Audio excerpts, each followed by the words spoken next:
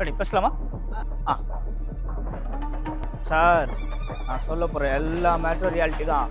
2013, 14, 17 ஏன் 2020 நடந்தது கூட எல்லாமே ரியாலிட்டி தான். அதுக்கு முன்னாடி இந்த சினிமாவில் ஒரு கார்டு ஒன்று போட்டு விடுவீங்களே, அது அப்படியே போட்டு விட்ருங்க சார். எதுக்காண்டி சொல்கிறேன்னா, அந்த பழைய 4 கேஸ் மாதிரி புதுசாக ஒரு பேப்பர் கேஸு இன்னும் கோர்ட்டில் தான் சார் இருக்குது.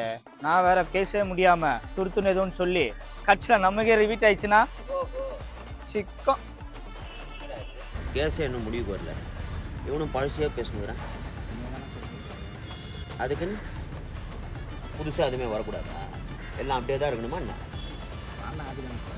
சார் நீங்கள் கேளுங்க சார். நீங்கள் சொல்லுங்கள் சார். இந்த பேப்பர் கேஸுக்காக நான் மட்டும் இல்லை சார், கோடி பேர் காத்துனுக்குறாங்க சார். இதில் முக்கியமாக பெரிய பெரிய ஆஃபீஸருங்க, போலீஸ் ஆஃபீஸருங்க, அரசியல்வாதிங்க, வக்கீலுங்க, ஏன் சில ஜட்ஜும் கூட காத்துனுக்குறாங்க சார்.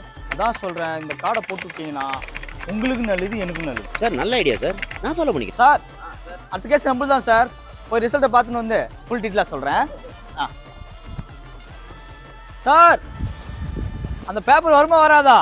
அப்படி இல்லைன்னா ஏதோ தள்ளி போயிடுமாமே, நீங்கள் என்ன நினைக்கிறீங்க? ஜட்ஜுக்கிட்டே போய் கேட்டுக்கோங்க. பிளாஸ்ட் சார், அந்த பேப்பரை கொடுத்து விடுங்க சார். அப்படி இல்லைன்னா தமிழ் சினிமாவில் 1000 கோடி கன்ஃபார்ம். I am coming.